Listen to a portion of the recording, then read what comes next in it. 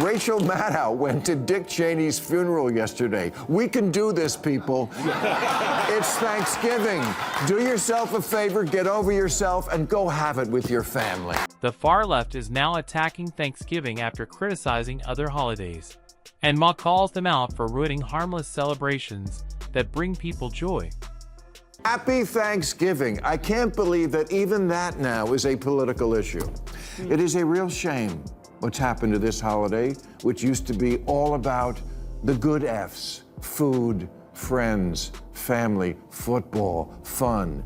And now it's you. You're not even invited because you voted for the wrong person. I'm so tired of liberals ghosting half this country. Conservatives do it too, but not nearly as much. Look, whoever's doing it, it's got to stop, because we're at a point now where politics has broken up more families than letting your wife see your phone. You may have seen this clip before, but the real message goes much deeper. Maher calls out the far left for turning Thanksgiving into another political battleground, arguing they only enjoy the holiday if everyone agrees with them. He reminds us that Thanksgiving should be about family, gratitude, and togetherness, not demanding identical beliefs or judging people at the dinner table. Now, on the liberal side, there's two camps now. The we need to keep talking to people wing and the go no contact wing. That's what they call it now, go no contact. This belief that Trump voters, even if it's your own parents, are too deplorable for human contact and must be cut off. You know, like Scientologists do to suppressive people. A former speechwriter for Obama named David Litt wrote an op-ed this year called, "Is it time to stop snubbing your right-wing family?" where he admitted he'd had a change of heart, and that was the wrong approach. So, of course, then the woke wing tried to banish him for breaking ranks on their policy of hating people who don't agree with you on everything, because what fun is life if you're not cutting somebody off? The far left often manages to find problems in almost everything, turning even the most harmless traditions into arguments. They claim Father's Day reinforces patriarchy, said Halloween costumes are offensive, and now they're targeting Thanksgiving. Some complain about sitting with people they disagree with, while others say there's nothing worth appreciating. What should be a warm, unifying holiday is being dragged into political fights, draining the joy from moments meant to bring families together. Molly McNerney, Jimmy Kimmel's wife and head writer, went public on this topic recently, so I feel it's fair to comment respectfully in public. She says she's lost relationships with relatives because she wrote them an email before the election with 10 reasons why they shouldn't vote for Trump, and some still didn't obey. So, you know. 10 reasons. I could think of 100. But I would never present it to someone as an ultimatum. Ultimatums don't make people rethink their politics. They make them rethink you. Some people tell others to skip Thanksgiving just because they're upset or disagree. But that says more about their attitude than the holiday itself. Thanksgiving is supposed to be about gratitude and togetherness, not politics.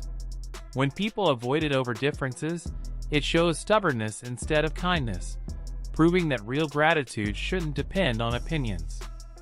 Somewhere along the way, my values became code for I'm the only one with a moral compass. You know what would have been a better exercise? Write a top 10 list to yourself where you try to imagine 10 reasons why 77 million Americans didn't want to trust you with taking power. And I say that as someone who votes Democratic. As I like to remind my very pure friends, we voted for the same person. You're just why she lost. And that's true. When Trump was president, almost half the country stood behind him and strongly believed in his plans. But no election can ever bring everyone together on one side. That's just not how people work. Different views are normal, and they deserve respect. Democracy only functions when we listen to each other, argue honestly, and understand that every voice matters, even the ones we disagree with. Do you really not get it at this point? Everything with him is done through personal relationships. He's a people guy. Trust me, he's not at home at night poring over the briefing books. This is government by people is saying. If anything, we need more people like me having dinner with him. You complain he's surrounded by ass-kissers, but your strategy is to make sure no one but ass-kissers are around him? You are not serious people. Many critics on the left seem frustrated this Thanksgiving for one clear reason: Trump is in office. His leadership bothers them so much that they treat him like a cartoon enemy and spend their days attacking him.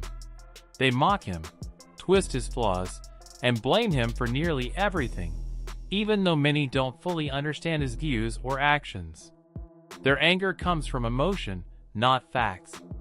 Instead of keeping the holiday about gratitude and family, they let resentment take over, revealing more about their attitude than about Trump. Yes, it's Thanksgiving, and nothing is stopping you from sharing different opinions, especially when the conversation stays calm and respectful. That's what makes family time meaningful. You can disagree, argue a little, and still sit together, eat, and value each other. Cutting off your relatives because of how they voted isn't strength. It just feels emotional and unhelpful. Thanksgiving is bigger than any political fight. It's a chance to slow down, reconnect, and focus on what still unites us. Walking away because of a politician shows how easily tension can replace real connection. Mature people can listen, disagree, and still be grateful. The issue goes far beyond holidays. A growing number of people on the left have developed a harsh attitude toward free speech.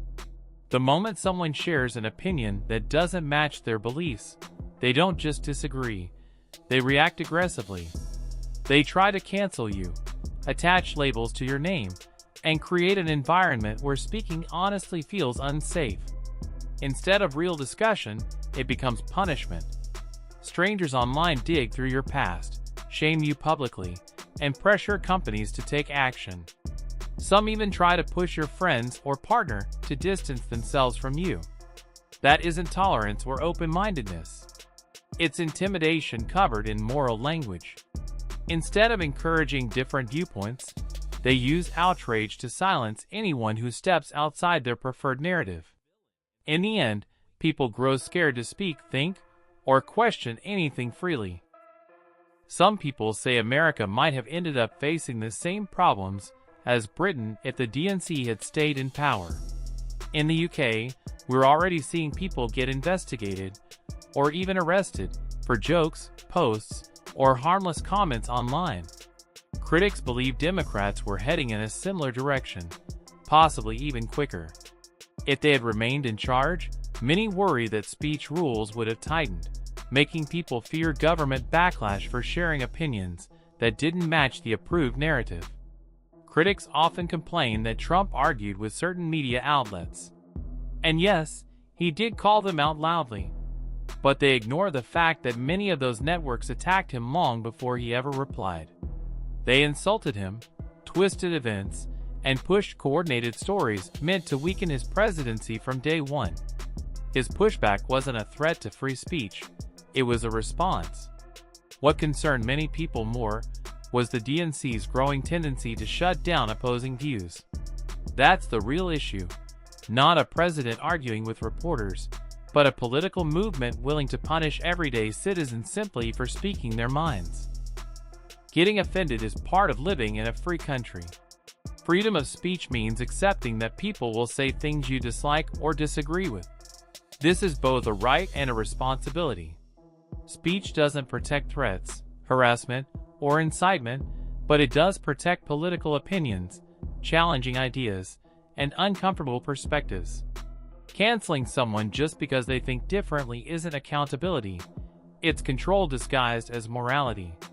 A strong society debates ideas without destroying people. Freedom means defending speech you dislike as much as the speech you agree with. Respecting different opinions and open dialogue is essential for a healthy democracy.